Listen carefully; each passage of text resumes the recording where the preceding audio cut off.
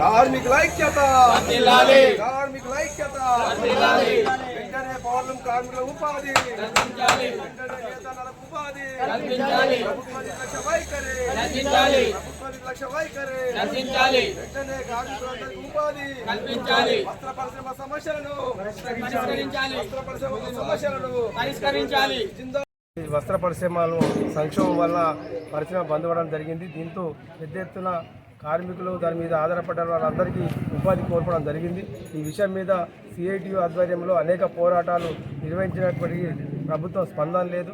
మరి కాబట్టి కార్మికులు చేస్తున్న పోరాటానికి మద్దతుగా ఇక్కడున్న ప్రజలందరూ ఇవ్వాలని కోరుతా ఉన్నాం.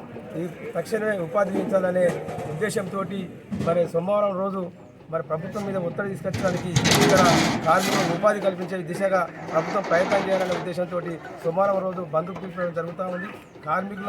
కార్మికులకు అండగా ఉండాలని ఈ బంద్కు ఇక్కడ ఉన్నటువంటి వ్యాపారస్తులు అట్లాగే దుకాణదారులు అందరూ ఇంకా ఎవరైతే ఉన్నారో వారందరూ సహకరించాలని ఒకరోజు ఒక బంద్ పెట్టి మీరందరూ సంఘీభావం తెలపాలని సందర్భంగా సిఐటియు కార్మికుల పక్షాన ఈ వ్యాపారస్తులందరికీ పట్టణ ప్రజలందరికీ విజ్ఞప్తి చేస్తూ ఉన్నాం. కాబట్టి ఈ 1-2 రోజుల ప్రభుత్వం స్పందించి ఈ తక్షణం ఉపాధి చర్యలు తీసుకోకుంటే మరి సోమవారం జరిగే బంద్కు అందరూ సహకరించాలని తెలియజేస్తాను. ఈ బంద్లో మరి ఇక్కడ ఉన్న పవర్లు అనుబంధ రంగాలు అయినటువంటి అన్ని సంఘాలు అన్ని రంగాలు అందరూ పాల్గొని విజయవంతం చేయాలి. ఏ పార్టీలకు అతీతంగా రాజకీయాలకు అతీతంగా ఈ బంద్లో పాల్గొనాలని విజ్ఞప్తి చేస్తూ ఉన్నాం. ఎందుకంటే ఇక్కడ పవర్లు పరిశ్రమ నడితేనే మరి అందరూ బతికే అవకాశం ఉంది.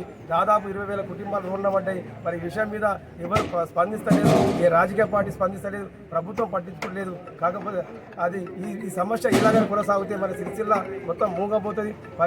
పవర్లు మొత్తం తుక్కు అమ్ముడే పరిస్థితి కనబడతా ఉంది. భవిష్యత్తు కనబడతలేదు. కాబట్టి ప్రభుత్వం వెంటనే దిశగా చర్యలు తీసుకునే విధంగా చూడాలని తెలియజేస్తా ఉన్నాం. లేకుంటే రాబోయే కాలంలో ఇంకా పెద్ద ఎత్తున పోరాటాలు నిర్వహిస్తామని ఈ సందర్భంగా తెలియజేస్తా ఉన్నాం. సోమవారం జరిగే బంద్కు పట్టణ ప్రజలందరూ సహకరించాలని తెలియజేస్తా ఉన్నాం. వల్ల సిరిసిల్ల వస్త్ర పరిశ్రమ సంక్షోభంలో కూరుకుపోయింది.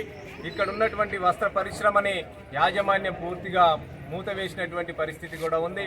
ఈ పరిశ్రమ సంక్షోభం వల్ల వస్త్ర పరిశ్రమ మీద ఆధారపడినటువంటి పౌర్ణం కార్మికులు, ఆసాములు, వైపని, వార్పైను, అదేవిధంగా ఈ వస్త్ర పరిశ్రమ మీద ఆధారపడినటువంటి గుమాస్తాలు వీరంతా ఈరోజు రోడ్డున పడినటువంటి పరిస్థితి కూడా ఉన్నది.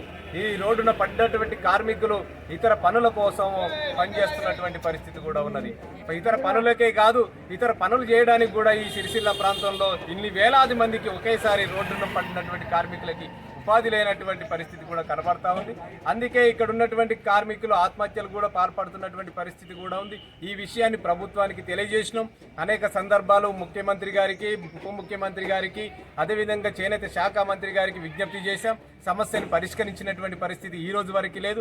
అనేక పోరాటాలు సిఐటి ఆధ్వర్యంలో పోరాటాలు కూడా నిర్వహిస్తా ఉన్నాం. అయినా ప్రభుత్వం స్పందించినటువంటి పరిస్థితి కూడా ఉంది.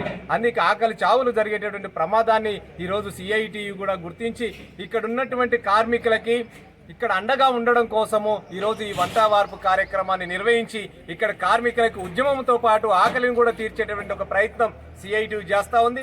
ఈరోజు ఈ వంట వార్పు కార్యక్రమం ఇక్కడ ఉన్నటువంటి కార్మికులని ఆదుకోవాల్సినటువంటి బాధ్యత ప్రభుత్వానికి. అయినా తన బాధ్యతను విస్మరించడం వల్ల ఈరోజు సిఐటియు ఆధ్వర్యంలో కార్మికులకు అండగా ఉండడం కోసం ప్రయత్నం చేస్తా ఉన్నాం. అందుకే ఇక్కడ ఉన్నటువంటి కార్మికులకి తక్షణ సహాయం కింద 10,000 రూపాయలు కూడా ప్రతి కార్మికుడికి అందజేయాలి అని, గతంలో 3 సంవత్సరాలుగా పెండింగ్లో ఉన్నటువంటి ఆర్ఎన్ సబ్సిడీ డబ్బులు కూడా వెంటనే కార్మికుల అకౌంట్లో వేయాలి అని, మీరు గత ప్రభుత్వం ప్రవేశపెట్టినటువంటి పథకాలు మేము అమలు చేయమని కాంగ్రెస్ ప్రభుత్వం చెప్తా ఉంది.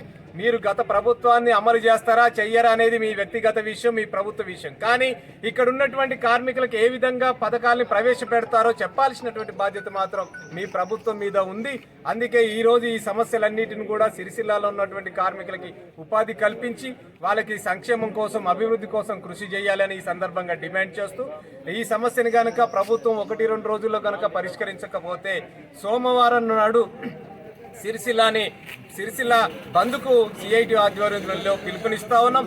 ఈ బంద్కి ఇక్కడ ఉన్నటువంటి సిరిసిల్లాలో ఉన్నటువంటి కార్మికుల చేస్తున్నటువంటి పోరాటానికి సిరిసిల్లాలో ఉన్నటువంటి ప్రజలు అన్ని రాజకీయ పార్టీలు, అన్ని సంస్థలు, ఇతర సంఘాలు కూడా ఈరోజు ఈ బంద్కి సంఘీభావం తెలపాలి, కార్మికులకు అండగా ఉండాలి, తద్వారా ప్రభుత్వాన్ని నిలదీయాలి అని ఇక్కడ ఉన్నటువంటి ప్రజలు కూడా తెలియజేస్తూ సోమవారం నాడు జరిగేటటువంటి బంద్ని జయప్రదం చేయాలని ఈ సందర్భంగా విజ్ఞప్తి చేస్తా ఉన్నాం.